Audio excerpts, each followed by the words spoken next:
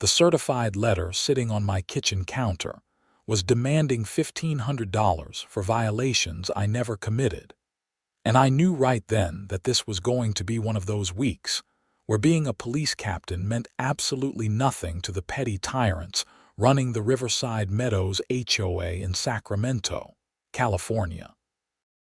My name is Lucas Finnegan, and I had moved into this neighborhood 6 months ago after my divorce, thinking that a quiet suburban community would be exactly what I needed to decompress after 22 years on the force. The house was a modest 3-bedroom ranch style with a decent backyard, and the neighborhood seemed peaceful enough when I signed the papers.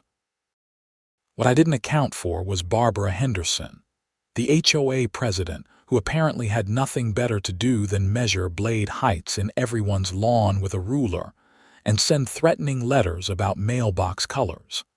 The letter cited 3 violations. First, my grass was allegedly half an inch too tall according to the HOA guidelines. Second, my trash cans were visible from the street for more than 12 hours after collection day, which happened exactly once when I got called into the station for an emergency and couldn't get home in time.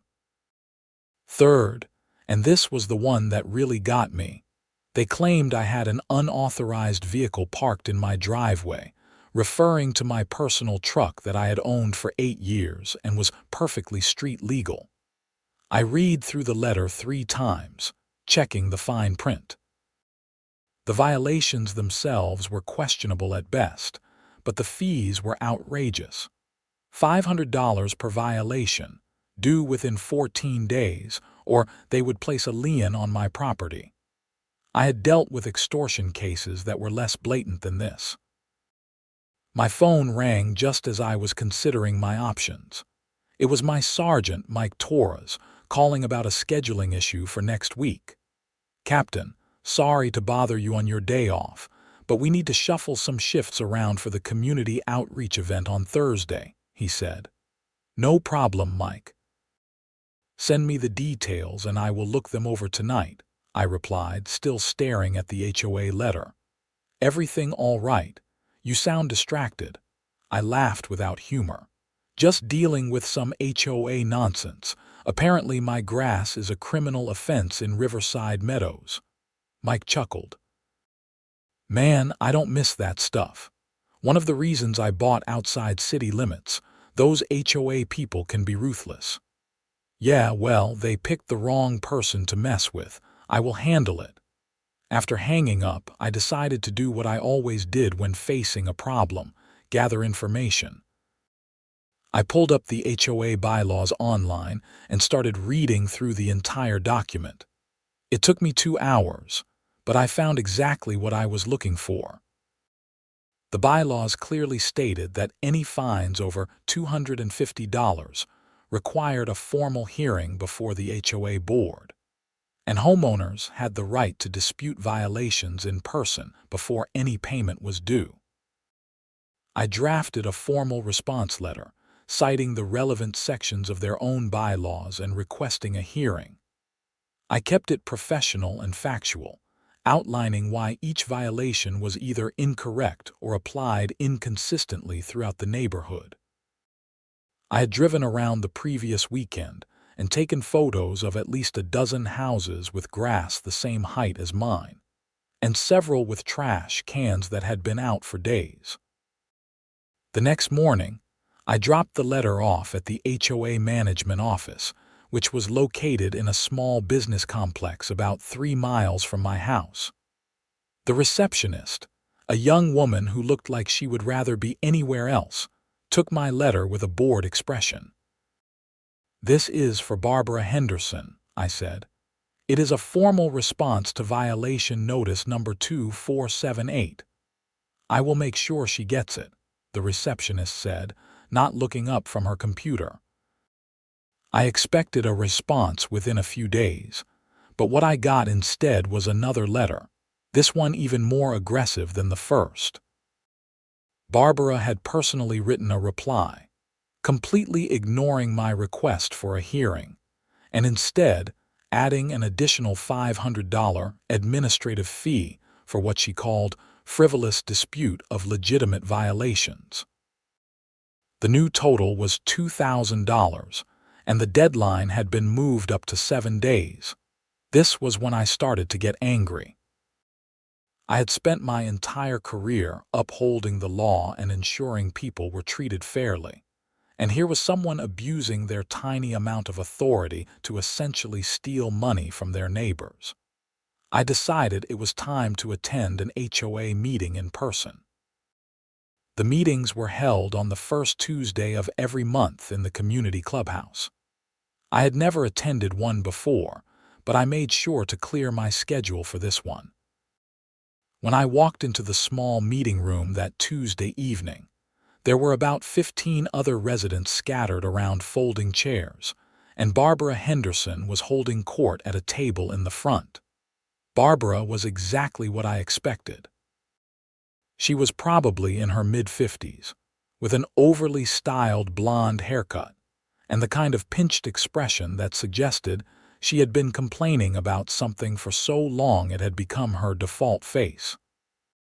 She wore a blazer that looked too formal for a neighborhood meeting and had a stack of folders in front of her that she kept referring to with exaggerated importance.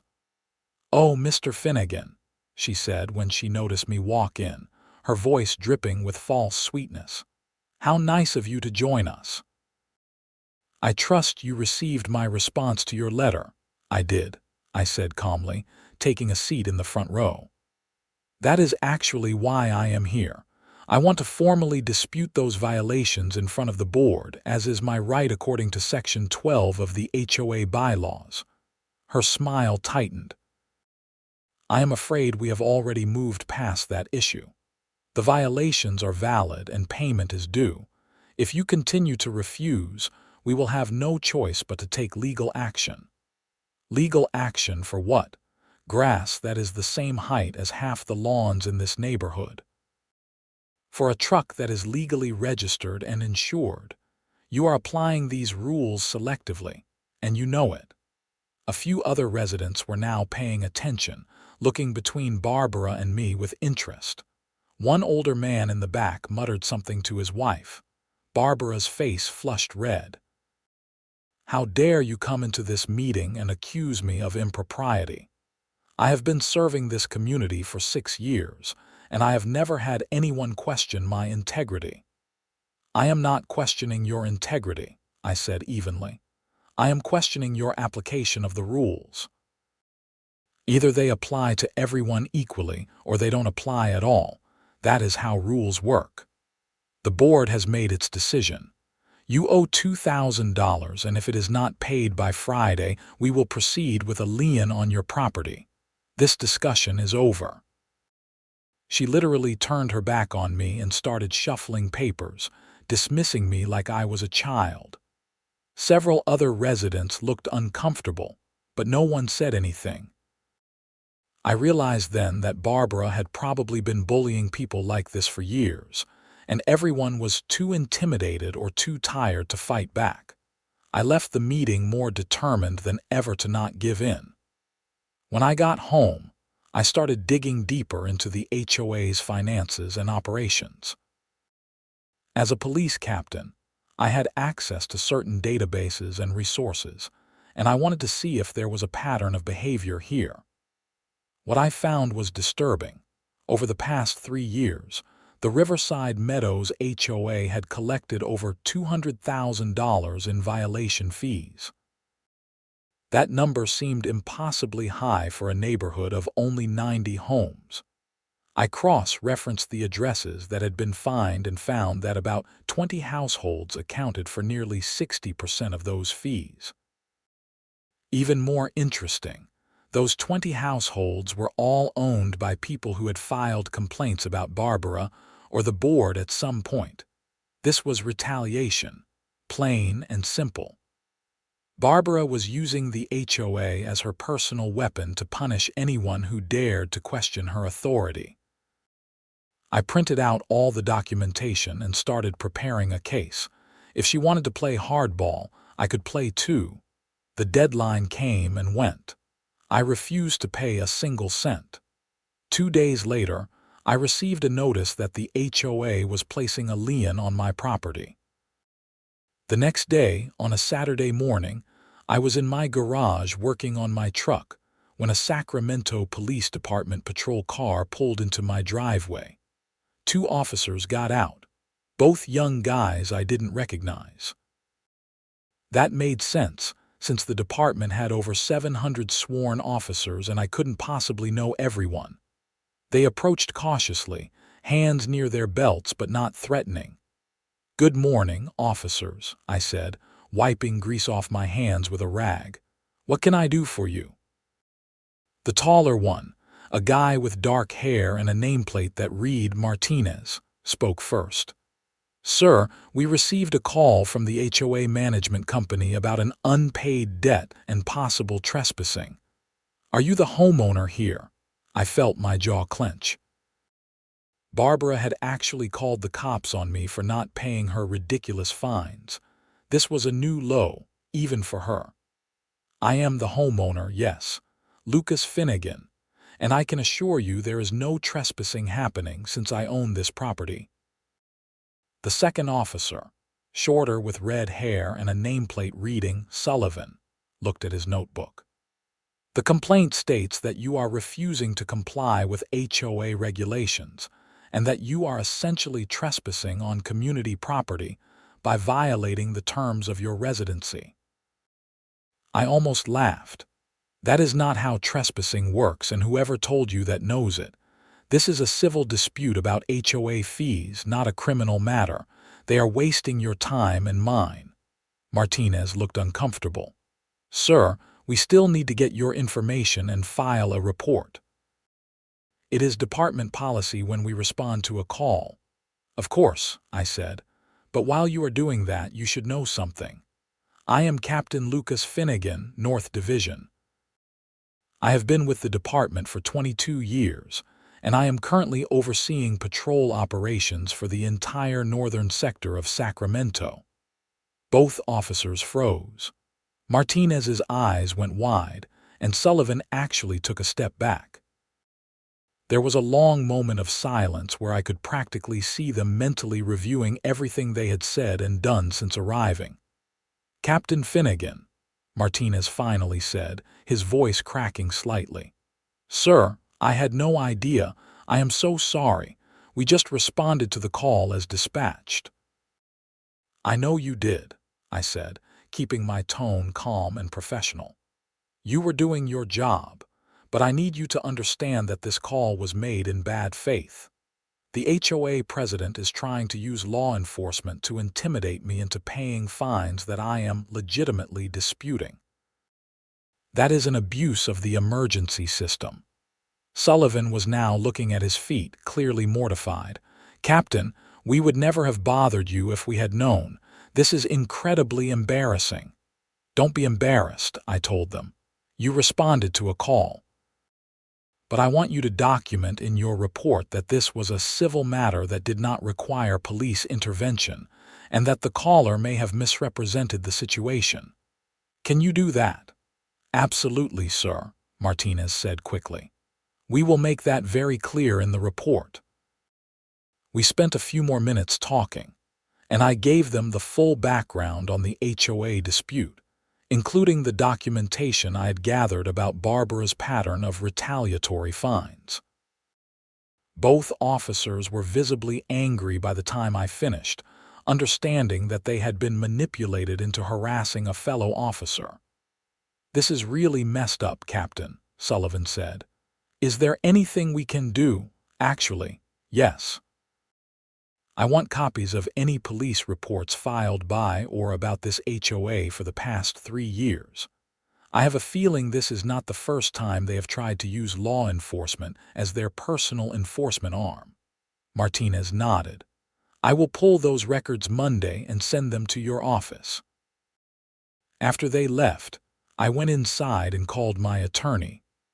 I had been hoping to resolve this without legal action, but Barbara had just crossed a line. Calling the police and filing a false report was not just unethical, it was potentially criminal.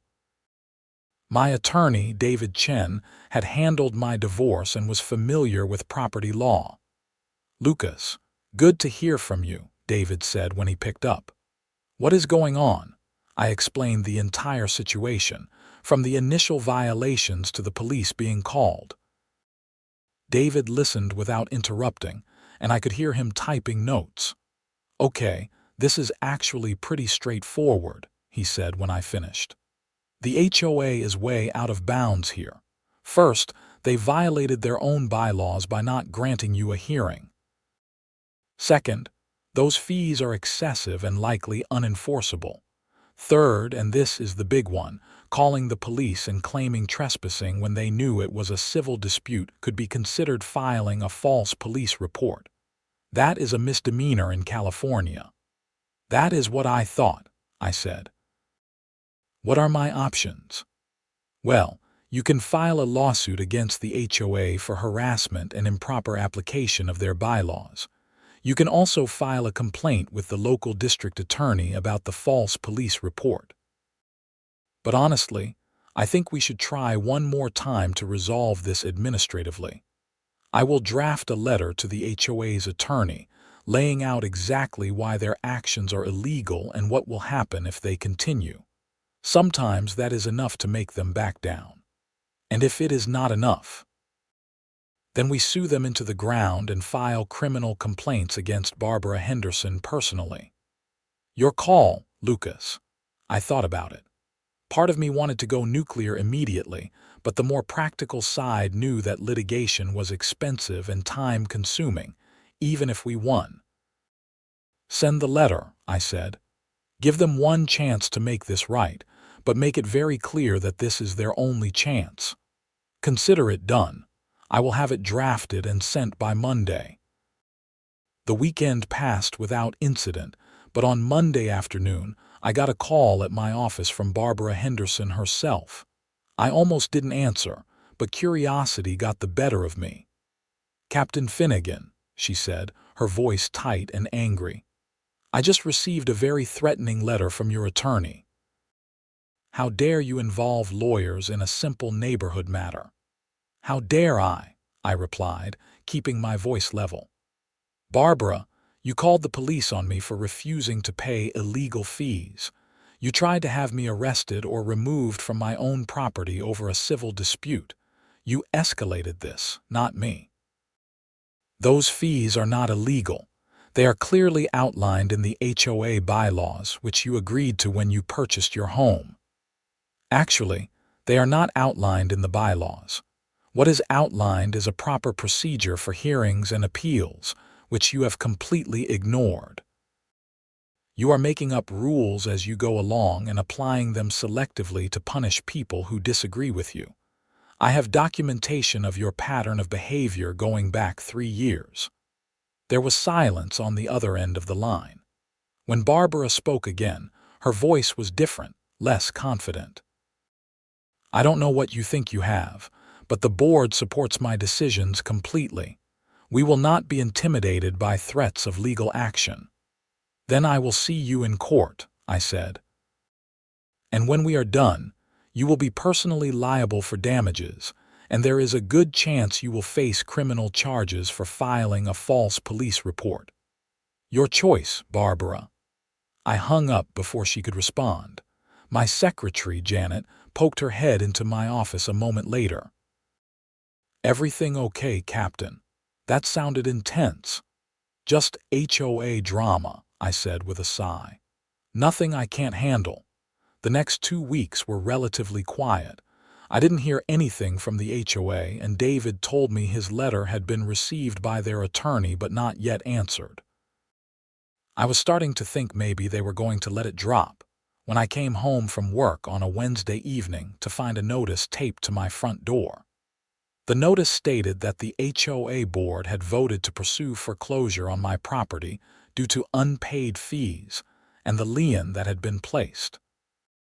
They were giving me 30 days to pay the full amount, now increased to $3,000 with additional late fees and legal costs, or they would begin foreclosure proceedings. I stood there reading the notice 3 times, feeling my blood pressure rise with each pass. They were actually threatening to take my house over $3,000 in made-up fines. This had gone from petty harassment to something genuinely dangerous. If they followed through with foreclosure, even if I eventually won in court, the damage to my credit and finances could be substantial. I immediately called David. He answered on the second ring. "They are threatening foreclosure," I said without preamble. 30 days, David swore under his breath. "Okay, that is it. We are filing suit tomorrow morning. I will also contact the district attorney's office about the false police report and the harassment. This has gone way too far." "Agreed. Do whatever you need to do. I want this documented and official. I will need you to come to my office tomorrow and sign some papers." "Can you make it around 10? I will be there." That night, I barely slept. I kept thinking about how someone like Barbara Henderson could have so much unchecked power over people's homes and lives. The HOA system was supposed to maintain property values and community standards, but in the wrong hands, it became a tool for petty tyrants to abuse their neighbors. The next morning, I went to David's office and signed all the necessary paperwork for the lawsuit. We were suing the HOA for harassment, improper application of bylaws, and emotional distress. We were also filing a formal complaint with the district attorney about Barbara's false police report. "This is going to get ugly," David warned me as I signed the last document. "Once they are served with this lawsuit, they are going to fight back hard. Are you prepared for that? I have dealt with drug dealers and gang members threatening my family," I said. "I think I can handle an angry HOA president." David grinned. "Fair enough. I will file these today and have them served by end of business tomorrow." I went into work feeling better than I had in weeks. At least now we were taking action, instead of just reacting to Barbara's escalating harassment. I had a relatively quiet day at the office, reviewing budget reports and meeting with my division commanders about staffing issues. Around 3 in the afternoon, Martinez, one of the officers who had responded to the false call at my house, knocked on my office door. "Come in," I called. Martinez entered, holding a folder. "Captain, I pulled those HOA-related police reports you asked for. There are quite a few of them." "How many are we talking about?" 23 reports over the past 3 years. Most of them are similar to the call we responded to at your house. Someone from the HOA calls in a complaint about a homeowner. We respond, and it turns out to be a civil matter that doesn't require police intervention." I took the folder and started flipping through the reports. The pattern was clear. Barbara or another board member would call the police claiming various violations: trespassing, noise complaints, threats, disturbing the peace. In every single case, the responding officers found no criminal activity and documented that it was a civil HOA dispute. "This is harassment," I said, more to myself than to Martinez. "She is using our department as her personal intimidation squad." "That is what Sullivan and I thought too," Martinez said. "We actually talked to a few of the other officers who responded to these calls. Everyone was annoyed because they felt like their time was being wasted on non-emergencies." "Did anyone ever file a complaint about it?" "Not officially, no. I think most people just assumed it was one of those things we have to deal with." I closed the folder and looked at Martinez. "Thank you for pulling this together. I am going to make sure it gets to the right people. This pattern of behavior needs to stop." After Martinez left, I made copies of all the reports and sent them to both David and the district attorney's office.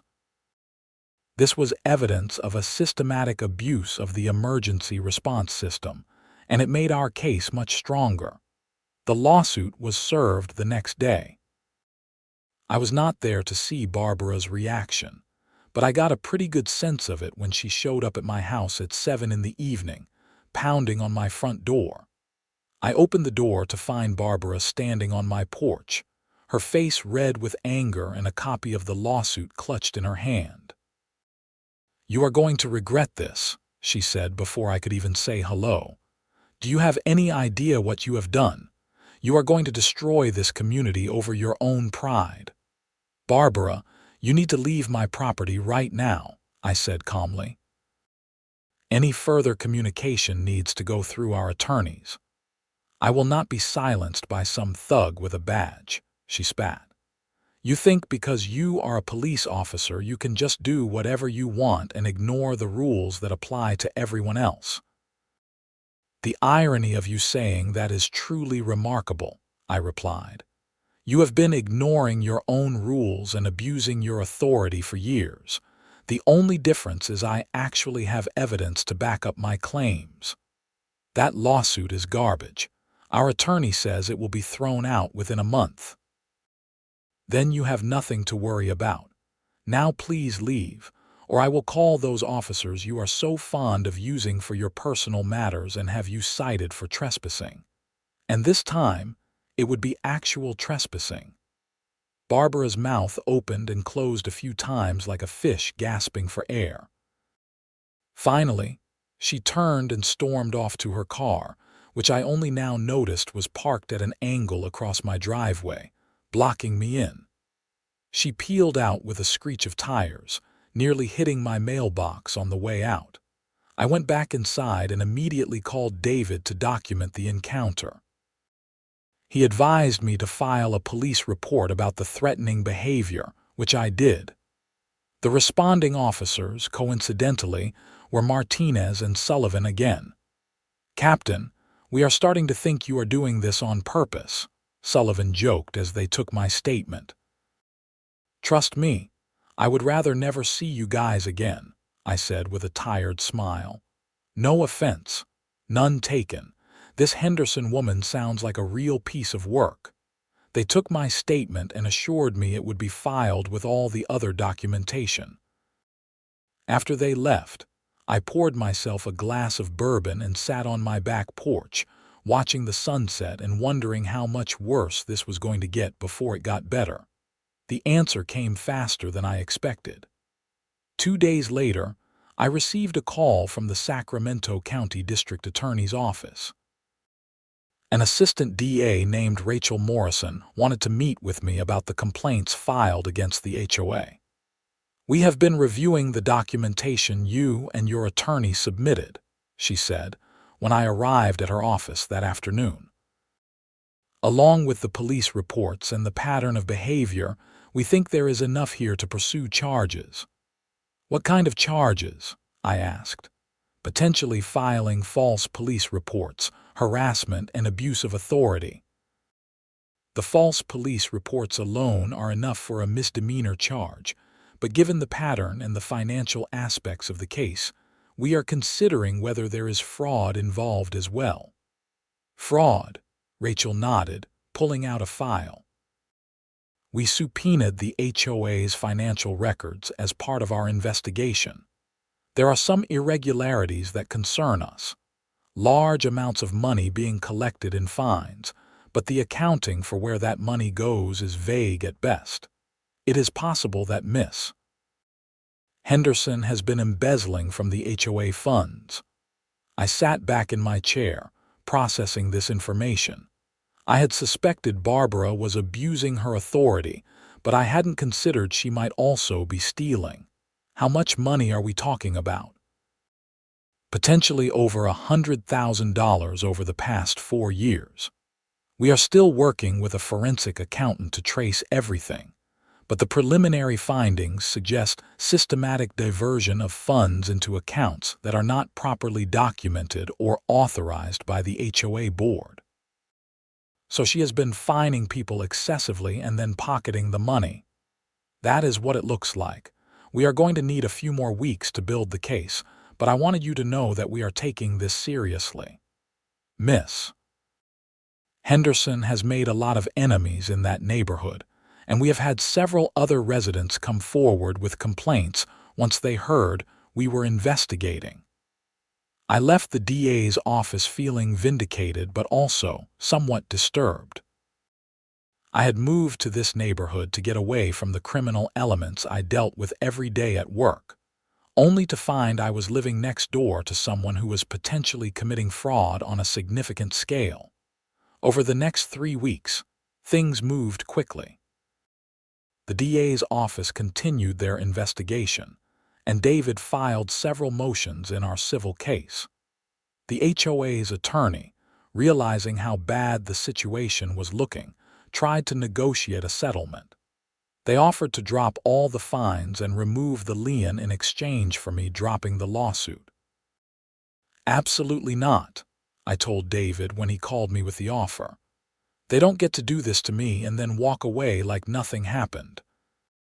If they are willing to settle, I want a full admission of wrongdoing, removal of Barbara Henderson from the board, and compensation for my attorney fees and emotional distress." "That is what I told them you would say," David replied with satisfaction. "I will counteroffer with those terms." The HOA's attorney came back a day later with a revised offer. They would remove Barbara from the board, drop all fines and liens, and pay $25,000 to cover attorney fees and damages. In exchange, I would drop the lawsuit and agree to a non-disclosure agreement about the settlement terms.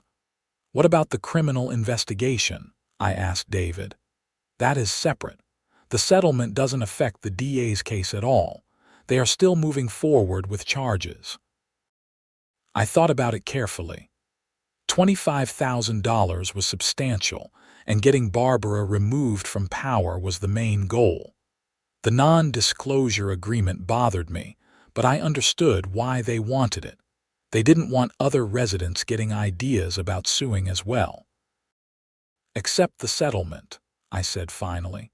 "But I want the removal of Barbara Henderson to be immediate and permanent, and I want it in writing that she is banned from ever holding a position on the HOA board again." Done. The settlement was finalized a week later. Barbara Henderson was officially removed as HOA president, and a new board election was scheduled for the following month.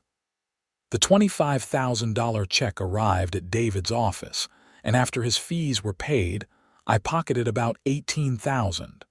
But the money was not the point. The point was that Barbara's reign of terror over the neighborhood was finally over. The criminal case took longer to resolve. The DA's investigation uncovered that Barbara had indeed been embezzling HOA funds, to the tune of approximately $130,000 over 4 years. She had been approving fines, collecting payments, and then diverting a portion of those payments into a separate account that only she controlled. She had covered her tracks by keeping the official HOA books just clean enough to avoid immediate suspicion, but the forensic accountant was able to trace the missing money. Barbara Henderson was arrested on a Thursday morning. I was not there to see it, but Martinez, who seemed to have become my unofficial liaison for anything related to this case, called me to let me know. "Captain, thought you would want to know that Henderson was taken into custody this morning. She is being charged with grand theft, embezzlement, filing false police reports, and fraud. What is she looking at in terms of sentencing? The DA is pushing for felony charges on the theft and embezzlement. With the amount involved, she could be looking at 3 to 5 years if convicted, plus restitution to the HOA. Good. People need to understand that there are consequences for abusing authority, no matter how small that authority is." The criminal trial happened 6 months later. I attended several days of testimony, mostly out of curiosity. Barbara tried to defend herself by claiming the money was for community improvements, and that she had authorization from the board. But the prosecution systematically destroyed those claims with documentation and testimony from other board members who stated they had never approved any such expenditures. In the end, Barbara Henderson was convicted on all counts. She was sentenced to 4 years in state prison and ordered to pay full restitution of $130,000 to the HOA. She was also permanently banned from serving on any HOA board in the state of California. Life in Riverside Meadows improved dramatically after Barbara's removal. The new HOA board, led by a retired engineer named Tom who actually believed in applying rules fairly and consistently, rolled back many of the more ridiculous regulations and implemented a transparent appeals process for any violations. The neighborhood became the quiet, peaceful place I had hoped for when I first moved in. About a year after everything was resolved, I was in my driveway washing my truck on a Saturday afternoon when a car pulled up. Martinez and Sullivan got out, both in civilian clothes. "Gentlemen," I said, surprised, "what brings you by?" "We were in the neighborhood and wanted to stop by," Martinez said. "We never really got to properly thank you for handling that HOA situation. That Henderson woman made a lot of calls to the department over the years, and it always felt wrong that we couldn't do anything about it." "You did something about it," I said. "You pulled those reports and documented the pattern. That was crucial evidence." Sullivan grinned. "We also wanted to let you know that dispatch has flagged the HOA management company's number. If they call in anything now, the dispatcher asks a bunch of qualifying questions before sending units out. No more automatic responses to civil disputes. That is excellent news. Should save the department a lot of wasted time." We talked for a few more minutes, and then they headed out. As I watched them drive away, I reflected on how the whole situation had unfolded. It would have been easy to just pay the fines and move on, to avoid the confrontation and the stress. But sometimes you have to stand up to bullies, even when those bullies are hiding behind the legitimacy of an HOA board. The neighborhood settled into a comfortable rhythm after that. My grass grew however tall it wanted within reasonable limits. My truck sat proudly in my driveway, and my trash cans could stay out an extra day if I got called into work. The new board focused on actual community improvement rather than generating revenue through excessive fines. And property values actually increased as word spread that Riverside Meadows was no longer controlled by a tyrant. I reconnected with some of my neighbors too, people who had been keeping their heads down during Barbara's reign. They shared stories of their own encounters with her, and I realized how lucky I was to have the resources and knowledge to fight back. Many of them had paid thousands of dollars in unjust fines over the years, simply because they didn't know they could challenge the HOA's authority. One neighbor, an elderly widow named Mrs.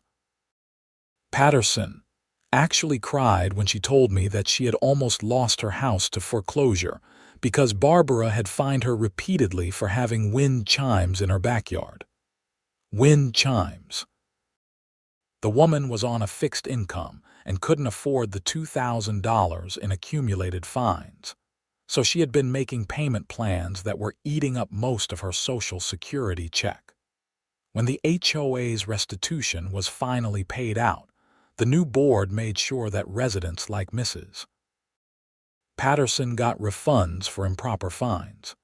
She got back almost $3,000, money that she desperately needed.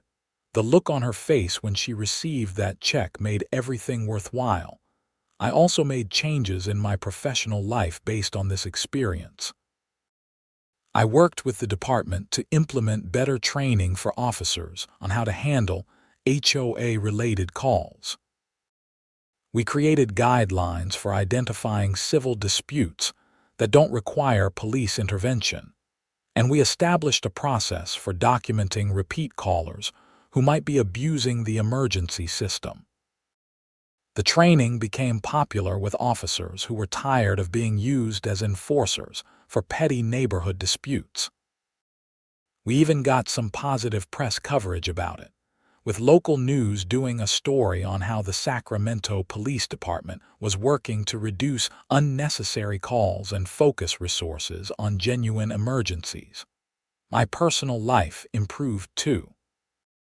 The stress of the HOA battle had been weighing on me more than I realized, and once it was resolved, I felt like I could finally breathe again. I started dating someone, Michelle Harper, a teacher I met through a mutual friend. She thought the whole HOA story was hilarious and frequently joked that I was her hero for standing up to suburban tyranny. Michelle was exactly what I needed in my life. She was funny, intelligent, and had zero tolerance for nonsense, which I appreciated after dealing with Barbara. We took things slow, both of us being cautious after previous relationships, but it felt right in a way that my marriage never had.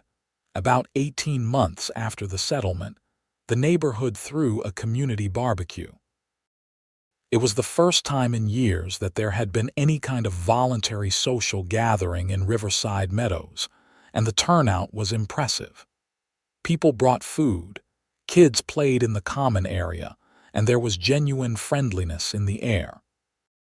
Tom, the new HOA president, made a short speech thanking everyone for their patience during the transition and promising that the board's focus would always be on building community rather than enforcing arbitrary rules. He specifically acknowledged my role in exposing Barbara's corruption, though he kept the details vague out of respect for the settlement terms. "I think we can all agree that Riverside Meadows is a better place now," Tom said, raising his beer bottle in a toast. "Here is to fair rules, good neighbors, and keeping our community strong." Everyone cheered and clinked glasses. I stood there with Michelle beside me, looking around at all these people who were finally able to enjoy their homes without fear, and I felt genuinely proud. This was why I had become a police officer in the first place. To protect people and ensure justice was served, even if that justice was against an HOA president rather than a traditional criminal. Later that evening, as things were winding down, Mrs. Patterson came up to me with tears in her eyes again. This seemed to be her default emotional state whenever she saw me. "Captain Finnegan, I just want to thank you again for everything you did. I know you were fighting for yourself, but you saved a lot of us in the process." My wind chimes are still up, and every time I hear them, I think about how close I came to losing everything. "I am just glad it worked out, Mrs. Patterson. Nobody should have to live in fear of their own HOA. Well, you are a blessing to this neighborhood. If you ever need anything at all, you just let me know." I thanked her and watched as she walked back to her house, her wind chimes tinkling gently in the evening breeze. Michelle squeezed my hand. "You know you are never going to live this down, right? You are going to be the legendary HOA slayer of Riverside Meadows forever." "I can think of worse legacies," I said with a smile. The criminal case had one final chapter about 2 years after Barbara's conviction. She had served half of her sentence and was up for parole. The parole board contacted me to ask if I wanted to provide a statement about her release. I thought about it carefully and decided that I did. I attended the parole hearing, which was held at a state facility about 40 miles outside Sacramento. Barbara looked different from the last time I had seen her. The expensive haircut was gone, replaced by a simple style that had more gray than blonde. She looked older and tired, and when she saw me in the hearing room, her face fell. The parole board asked me to provide my perspective on Barbara's potential release. I stood and addressed them directly. "Barbara Henderson abused a position of trust for personal gain," I said. "She terrorized her neighbors, stole money from the community she was supposed to serve, and used law enforcement as a weapon against people who disagreed with her. That said, She has served her time and paid her restitution. I am not here to oppose her parole. I am here to make sure the board understands the full scope of what she did, and to ensure that any conditions of her parole include a permanent ban on serving in any HOA or similar governance position. She should never again have that kind of authority over people's homes and lives. The board members nodded and made notes. Barbara's attorney tried to paint her as a victim of overzealous prosecution and community scapegoating, but the facts spoke for themselves. She had stolen over $100,000 and made dozens of false police reports. Those were not mistakes or misunderstandings. They were deliberate criminal acts. In the end, Barbara was granted parole with strict conditions. She was banned from serving in any HOA or community governance role. She had to complete additional restitution payments, and she was required to attend counseling for what the psychologists report called authoritarian personality disorder. She was also prohibited from living within 5 miles of Riverside Meadows. As I left the hearing, Barbara caught up with me in the parking lot. I tensed, unsure what to expect, but she just looked defeated. "I want you to know that I am sorry," she said quietly. "Not because I got caught, but because I genuinely lost sight of what was right. I started out thinking I was helping the neighborhood, maintaining standards, and somewhere along the way, it became about control and power. I know that doesn't excuse anything, but I needed to say it."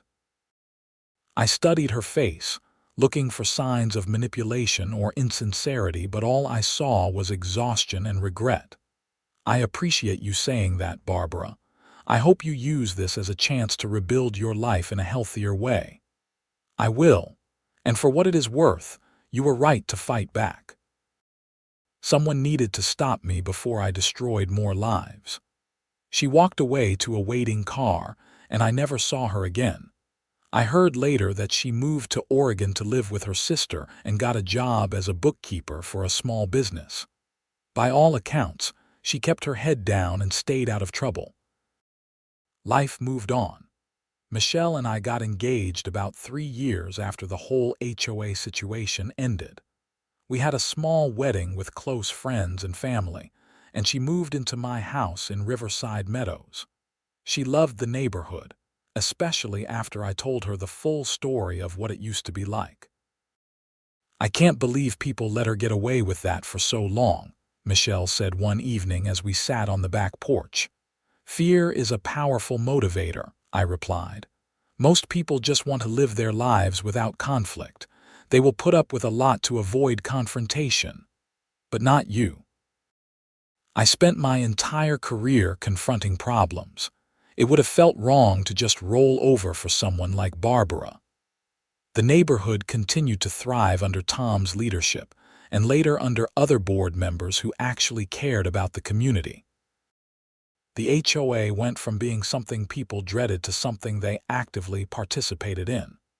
Meeting attendance went up, volunteer rates for community projects increased, and the neighborhood became genuinely pleasant. I eventually retired from the police department after 30 years of service.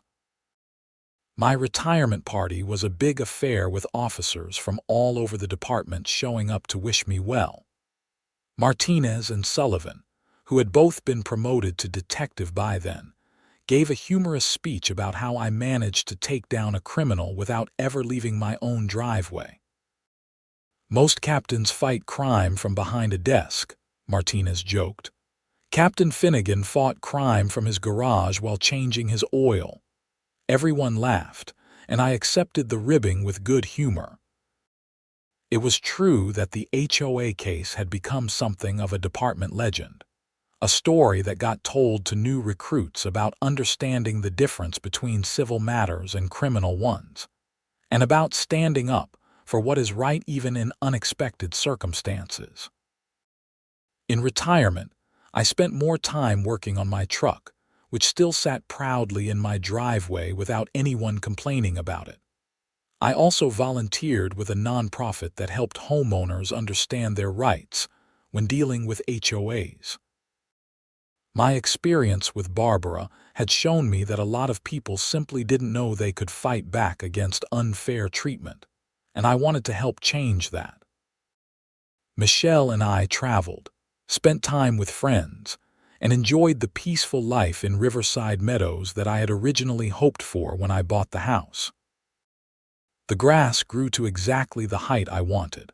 My trash cans stayed out as long as necessary, and nobody ever threatened to foreclose on my home over ridiculous violations. Looking back on the whole experience, I realized that sometimes the biggest battles are not against dangerous criminals or organized crime, but against petty tyrants who abuse whatever small amount of power they have been given. Barbara Henderson taught me that lesson, though I doubt she intended to. She showed me that authority without accountability is just tyranny with a different name, and that someone always needs to be willing to stand up and say no. The Riverside Meadows HOA case became a teaching moment not just for my police department, but for the broader community.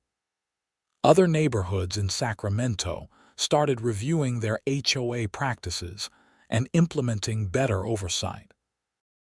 The local news did follow-up stories on HOA reform, and state legislators even proposed new laws to provide better protections for homeowners and stricter penalties for board members who abused their positions.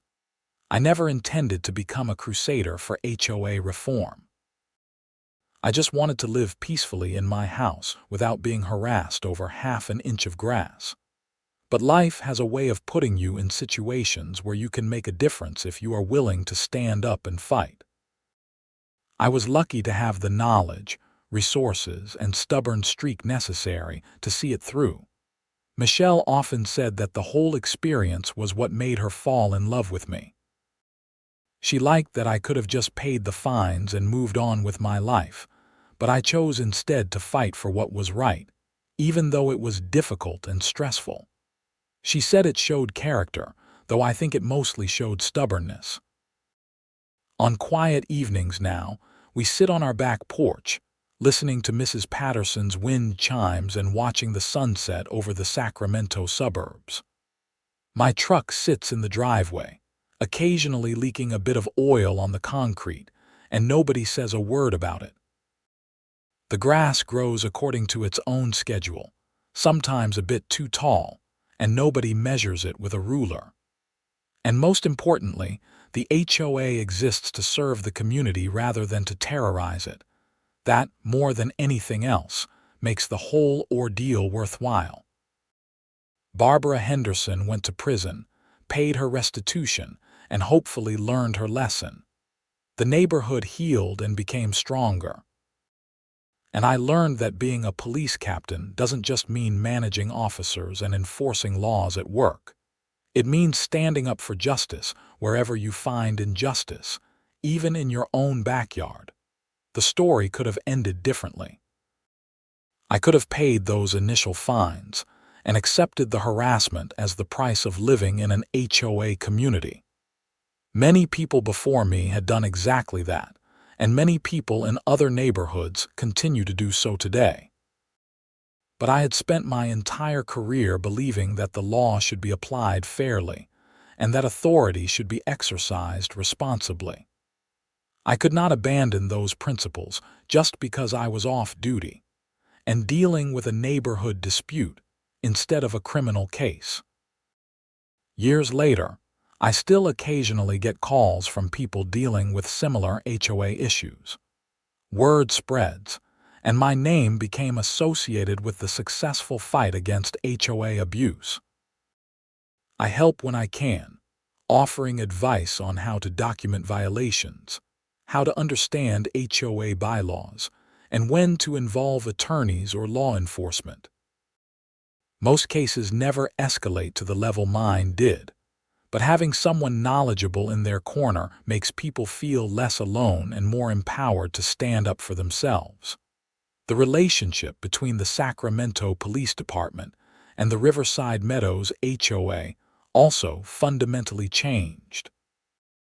The new board worked with the department to establish proper protocols for when police intervention was actually needed versus when issues should be handled internally. This reduced unnecessary calls and improved relations between law enforcement and the community.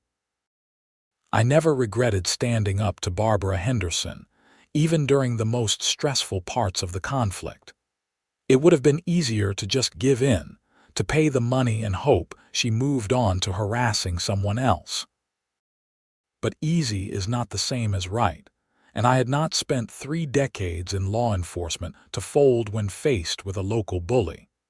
The $1,500 fine that started everything seems almost laughable now, given how much the situation escalated. But that is how these things work. It is never really about the money or the specific violation. It is about power and control, and whether people will submit to unreasonable authority just to avoid conflict. Barbara counted on people's conflict avoidance, their desire for a quiet life, and their ignorance of their own rights. She had probably gotten away with it for years before she encountered someone who refused to play along.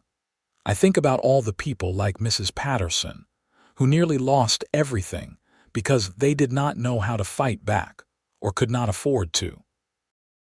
I think about the families who paid thousands of dollars in unjust fines, money they desperately needed for other things.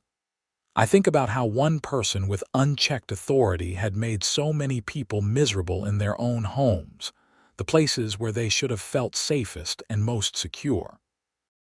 And I am grateful that I had the resources and the knowledge to not just fight for myself, but to ultimately expose a system that was broken and hurting vulnerable people. That is what good law enforcement is supposed to do: protect the vulnerable, ensure justice, and hold abusers of power accountable, regardless of who they are or what position they hold. The sunset fades. Michelle brings out 2 glasses of wine, and we toast to another peaceful evening in Riverside Meadows. My truck gleams in the driveway, properly washed and maintained but entirely free of any HOA violations. The grass is whatever height it happens to be, and nobody cares. The trash cans are tucked away neatly in the garage, but if I forgot to bring them in for a day or two, nothing would happen. This is what a healthy HOA looks like: rules that make sense, applied fairly and consistently, with proper oversight and accountability. It is not complicated, but it requires people in positions of authority to actually care about serving their community rather than controlling it. Barbara Henderson made the mistake of thinking that an HOA presidency gave her unlimited power over her neighbors. She forgot that in America, even the smallest authorities are supposed to be accountable to the people they serve. She learned that lesson the hard way, and thanks to her spectacular failure, a lot of other HOAs in the area learned it too. Sometimes the most important lessons come from the most unexpected places.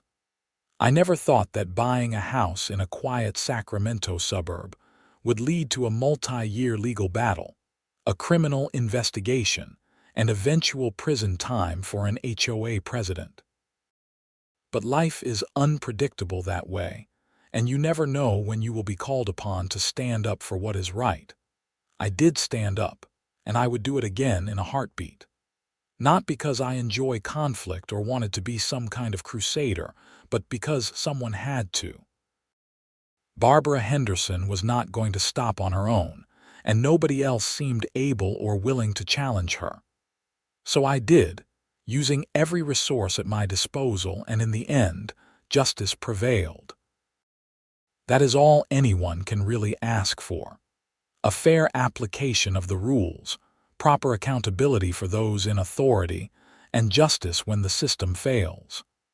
The fact that it happened in a suburban HOA dispute rather than a traditional criminal case does not make it any less important. If anything, it makes it more important, because it shows that nowhere is too small or too mundane for justice to matter. The stars come out over riverside meadows, and I can hear laughter from a few houses down where someone is having a backyard gathering.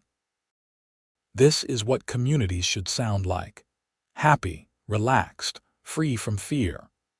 This is what Barbara Henderson's removal and imprisonment bought for this neighborhood, and it was worth every moment of stress and every dollar spent fighting her. Michelle leans against my shoulder, and we sit in comfortable silence, just enjoying the peace that comes from knowing you did the right thing, even when it was hard. My career in law enforcement is over, but the principles that guided me for 30 years are still there. Stand up for what is right. Protect those who cannot protect themselves. Hold the powerful accountable. Never abuse your authority. These are simple rules, but they are the foundation of everything good about our society. Barbara Henderson forgot them, and it destroyed her life and nearly destroyed many others. I remembered them, and it saved a neighborhood. That is the difference between justice and tyranny, between service and selfishness, between leadership and dictatorship. As I sit here in my own backyard, free from harassment and secure in my home, I am reminded that freedom is not just about the big things like speech and assembly. It is also about the small things. The right to park your truck in your own driveway, to let your grass grow an extra half-inch, to put your trash cans out when it is convenient rather than when some petty tyrant demands it. These small freedoms matter because they represent autonomy and dignity, the right to live your life without unreasonable interference. Barbara Henderson tried to take those freedoms away, and she failed. The system worked, eventually. Justice was served. And Riverside Meadows became the peaceful community it was always meant to be. That is a story worth telling, and I am proud to have been part of it.